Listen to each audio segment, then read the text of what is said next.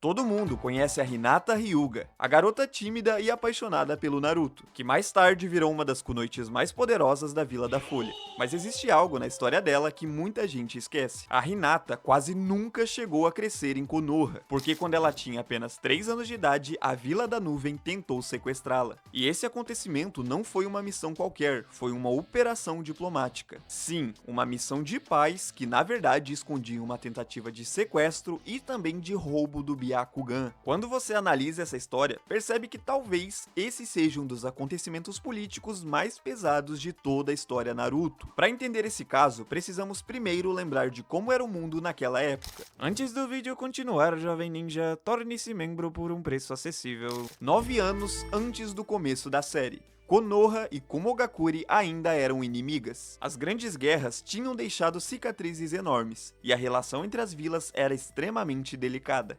Então surgiu uma oportunidade. As duas aldeias resolveram assinar um tratado de paz. Aquele era um momento histórico. Pelo menos era isso que Konoha acreditava. Curiosamente, a assinatura desse tratado aconteceria exatamente no 3º aniversário de Hinata. Enquanto toda a vila comemorava a possibilidade do fim de um conflito, a Vila da Nuvem já tinha outros planos. O responsável por representar Kumogakure era ninguém menos que o líder da delegação diplomática. Ou seja, esse homem entrou em Konoha oficialmente como embaixador. Só que, durante a noite, ele invadiu a residência do clã Hyuga, e ali tentou sequestrar a pequena Hinata, que tinha apenas 3 anos. Pense só no quão grave é isso. Aquilo não era um ataque militar, era pior. Era o representante oficial de Kumogakure tentando roubar uma criança durante uma missão de paz. Por sorte, o plano deu completamente errado. Hiashi Hyuga apareceu e desviveu o invasor, mas isso não resolveu a história. Na verdade, acarretou em mais problemas. A partir desse ponto, Kumogakure fez uma das jogadas políticas mais absurdas de toda a obra. Eles passaram a negar tudo.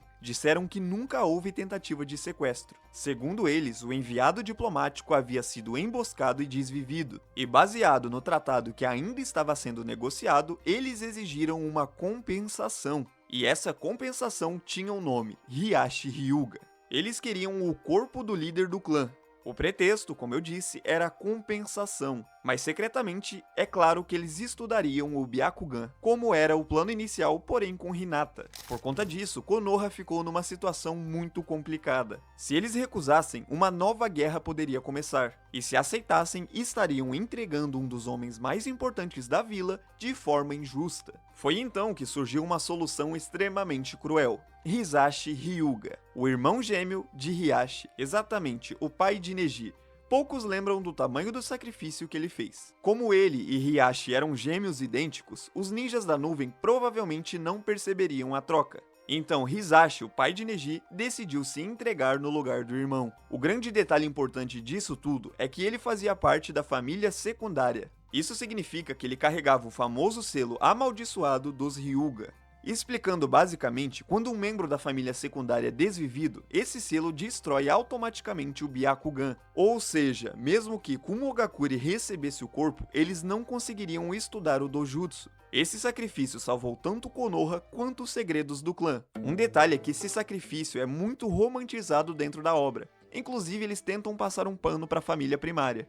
Mas pra mim, isso é furada. A família primária dos Hyuga é uma das famílias mais cruéis de Konoha, acredite. Dentro da obra, o próprio Neji acreditava que seu pai havia sido sacrificado por obrigação, como se fosse mais uma vítima do sistema da família secundária. Mas especificamente dessa vez, não foi exatamente o caso. O Hisashi se entregou por escolha, foi uma decisão dele, ele fez aquilo pelo irmão. Mas afinal de contas, por que justamente a Hinata? Porque ela era o alvo de Kumogakure. A resposta é simples, ela era a herdeira oficial do clã Hyuga. Se existia um Byakugan valioso no mundo, esse Byakugan era o de Hinata Hyuga. Se Kumogakure conseguisse levá-la ainda criança, as possibilidades eram enormes. Eles poderiam estudar o Byakugan, descobrir seus segredos e talvez até incorporar esse poder dentro da própria vila. E esse não é um caso isolado. Na verdade, roubar poderes era praticamente uma especialidade de Kumogakure. Muito antes disso, eles já tinham tentado sequestrar Kushina Uzumaki, que na época também era uma criança, e a estratégia e objetivos de Kumogakure eram basicamente os mesmos. Quando você começa a juntar esses acontecimentos, começa a perceber um padrão. A Vila da Nuvem sempre buscava adquirir poder de qualquer forma. Bijus, Genkais, jutsus secretos, tudo era considerado um recurso militar. E acredite, isso combina perfeitamente com a fama que a vila tem. Segundo os databooks oficiais, Kumogakure é a vila mais militarizada entre as 5 grandes nações, acima até mesmo da Névoa Sangrenta e da própria Konoha. Eles possuem um dos maiores exércitos do mundo ninja e tratam o poder como um ativo estratégico. Inclusive, uma criança no mundo ninja é praticamente o alvo perfeito para esse tipo de operação. Ela ainda está formando a sua identidade, pode crescer acreditando que pertence a outra vila. Com tempo suficiente, vai aprender novos costumes, técnicas e vai ter lealdade, especialmente se houver genjutsus envolvidos. É uma estratégia fria, mas que a Vila da Nuvem sempre tentou fazer funcionar. O mais curioso é que o incidente envolvendo a Hinata nunca foi esquecido por Konoha. Durante a reunião dos Kages, por exemplo, Yamato lembra o quarto Haikage dessa história. Quando o Haikage acusa Sasuke de sequestrar Killer Bee, Yamato rebate imediatamente, dizendo que é engraçado eles reclamarem disso quando tentaram roubar o Byakugan dos Hyuga anos atrás.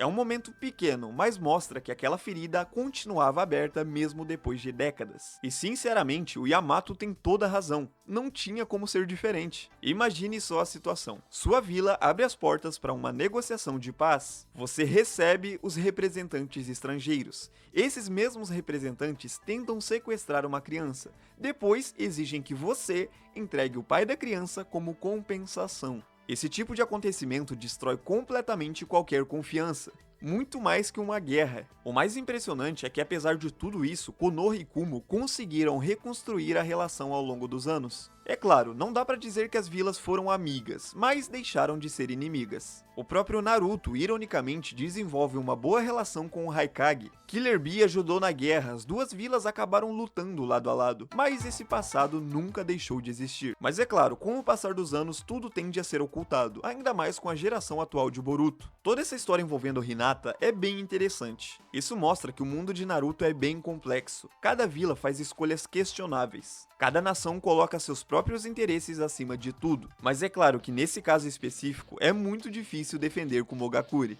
Ironicamente, se esse plano tivesse dado certo, talvez nunca conhecêssemos a Hinata Hyuga. Ou talvez acabássemos conhecendo ela, mas totalmente diferente da imagem que temos construída atualmente. O mundo de Naruto é muito interessante por causa disso. Qualquer mínima mudança na história muda completamente o enredo. E nesse caso, um dos momentos mais importantes aconteceu muito antes do próprio Naruto Uzumaki entender o que era ser um ninja. Mas enfim, Genizada, esse vídeo vai ficando por aqui. Deixe seu like, comente o que achou do vídeo e não se esqueça de se inscrever. Eu espero vocês numa próxima.